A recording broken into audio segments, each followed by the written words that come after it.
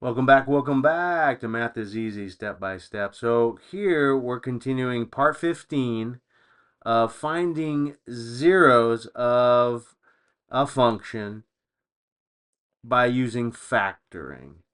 I've showed you one way to find the answers by substituting A, B, C, or D options into the expression or equation.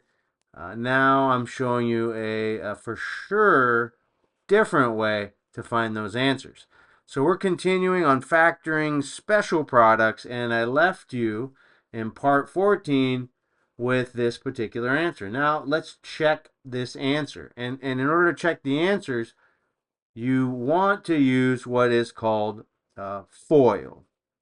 Essentially, you're going to save your last step for the 4 on the outside. You're just going to keep bringing it with you, and the last step is for you to multiply this 4 times everything inside the parentheses. But first we're going to do is we're going to perform FOIL, first, outer, inner, last, with these two particular parenthesis terms. So x times x.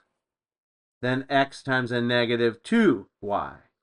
Then I'm going to take this 2y and distribute it with each of the terms here to the right. So 2y times 1x, 2y times a negative 2y.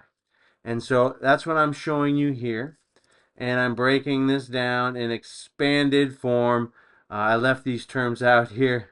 I had to fix that a little bit. So I'm showing you, right? Again, 4 remains on the outside. Here I'm trying to show you how x times x is 1x to the first power times 1x to the first power, right? Plus, I put a plus sign between each of my terms when I'm multiplying using FOIL. It doesn't change a thing, it just clarifies.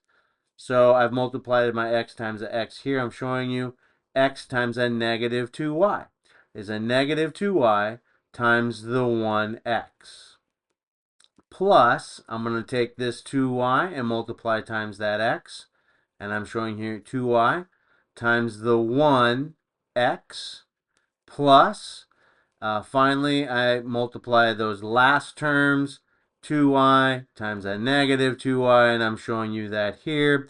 This is a 2y times a negative 2y. Each has that invisible 1 exponential power, right? And the rule is when you multiply same base with exponents, you add the exponent. So that's a plus sign, 1 plus 1. Let's continue on. We're checking our answer to make sure these answers are correct. And right now I'm not showing you how to find the answers. I will do that later in answering the problems I introduced in video 1 on how to find zeros of a function or a expression. Right now I'm showing you how to factor in the different type of factoring you may see. So again, I'm going to bring that 4 down here. 1 times 1 is 1x. Add those exponents, you get x to the second power. Plus, plus, I just bring down that plus sign. What's a negative 2 times 1? That's a negative 2. Writing in algebraic order, x always goes before y. So negative 2 times 1 is negative 2x. Y, these guys are attached through multiplication, right? Anytime you have a letter next to a letter means multiply, or a coefficient. Negative 2 times x times y. That's what all this means. Plus sign, I just bring that plus sign down. Again, 2 times 1 is 2. We keep that x and y together through multiplications. So algebraic order is alphabetical order, x before the y. Plus, plus, 2 times a negative 2 is negative 4. Y times y, we add those exponents, we get y to the second power. Now, there's 2 more steps to check the answers. We're trying to come up with the equation we started with at the very beginning in order to check your answers. But here, 2 more steps. You want to combine like terms, and then we'll distribute that 4. Let's go ahead and take a look. What's a negative 2xy plus a positive 2xy? Well, that's a 0xy. So you have no xy's here in the middle. Now the last step in order to check this answer. Again, we're trying to make sure that if we factored correctly, we'll end up, while we check our answer using FOIL, we'll end up with the exact same problem we started with if we factored correctly.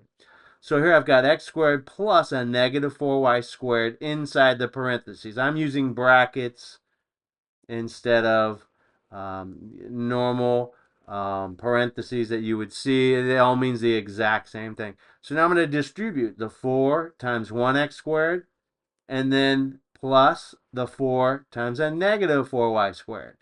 And again, the goal is to come up with the same exact answer, right? I'm going to distribute. Just means multiply 4 times both of those terms. 4 times each of the terms. And I'm showing you here 4 times 1x squared plus 4 times a negative 4y squared, 4 times a negative 4y squared here. So 4 times 1 is 4, and then we have that x squared attached, plus 4 times a negative 4 is negative 16. We have that y squared attached. Now, I can bring that plus sign down here, and I can add that plus sign between two terms. It's not going to change a single thing. Did I end up with that same problem I started with, 4x squared plus a negative 16y squared? Yes, I did. So this answer absolutely checks, and I factored correctly. Let me go back and show you the correct factoring for this problem. The correct factoring for this type of problem is 4 times the quantity x plus 2y times the quantity of y minus 2y.